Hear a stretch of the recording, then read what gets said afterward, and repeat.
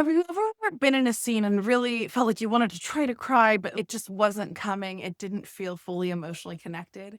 Today, in the Stanislavski Acting Method series, we're going to talk about emotional memory. Drama teachers, feel free to send this directly to your students as a ready to go mini lesson. I also have a full series on this, and I'm working on even more videos, so be sure to subscribe so that you get all the content. Emotional memory is a little bit getting into the advanced version of the Stanislavski acting method. So be sure that you also have watched the videos on objective, motivation, tactics, all of those things so you're getting the building blocks of the technique. And today, as we talk about emotional memory, we'll go through what it is, give a clear example, and then give you an exercise to help you use it in your acting. What is emotional memory? So, in the Stanislavski method, emotional memory or affective memory invites the actor to recall a personal memory to trigger a real emotion that's related to the character's situation.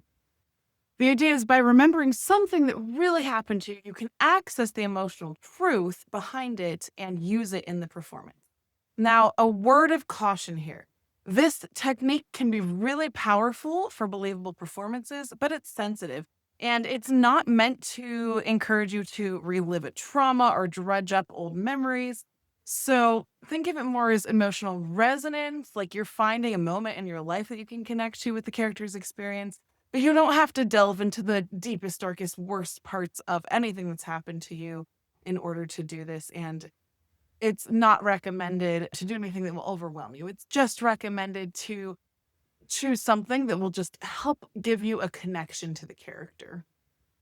Okay, so I've been enjoying using Beauty and the Beast as an example, so I'm going to use Beauty and the Beast again. Okay, so in the scene where Beast has been hurt by the wolves and he's feeling very vulnerable, and it's the first time Belle and Beast are actually connecting with each other, but she's also really scared of him still because he's shown that he can be very beastly and monstrous in the scene before with the West Wing. If her objective is to comfort him while protecting herself, the actor, again, hopefully has never had an experience where they've been with an actual monster, but what is something that the actor can call on that would relate to what's going on in that scene? Say you're playing Belle. You might recall a time when you saw someone you cared about and you didn't know how to help. Or maybe someone you really loved and cared about was making choices that were not going to be good for that person, and you felt like there's nothing you can do about it. We want to think about those situations and just recall how it made us feel, again, without delving so deep into something that's going to bring up a trauma or cause pain in our own personal lives.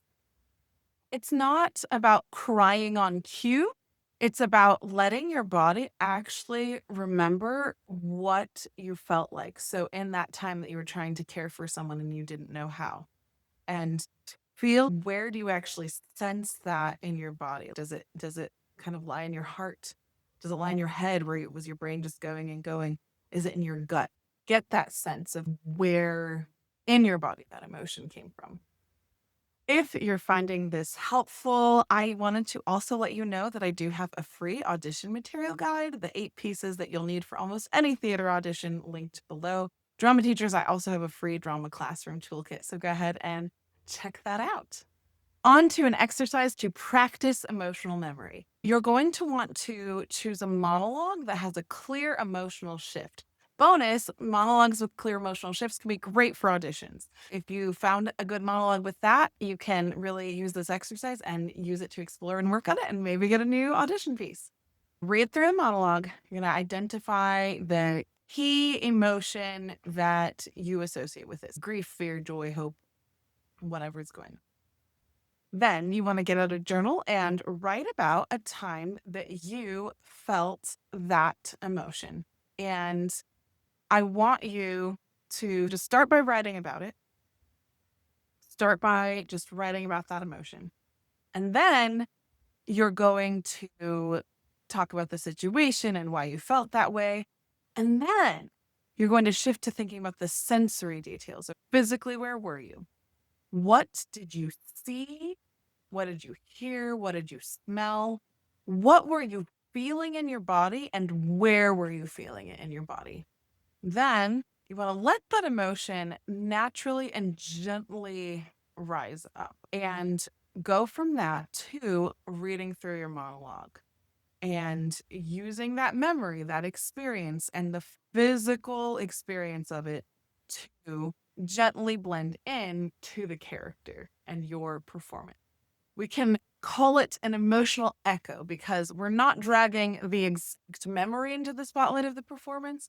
We're dragging the echo or the feeling into our work to create more honest and realistic characters.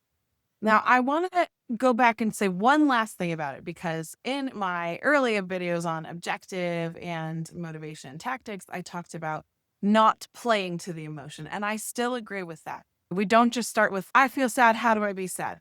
You have to still do the homework of identifying the early on things. What's the objective? What's the goal? How does the character go about that? And then emotional memory, which is a little bit more of an advanced technique, is something to layer in to create even more honesty for that character. Emotional memory is a powerful tool, but just like any tool, use it with care and self-awareness. And you're not supposed to just focus on performing pain. What you are trying to do is perform truth. Again, be sure to like this video, share it with anyone who might be interested, and subscribe to the channel. The free audition material and free drama teacher toolkit are linked down below.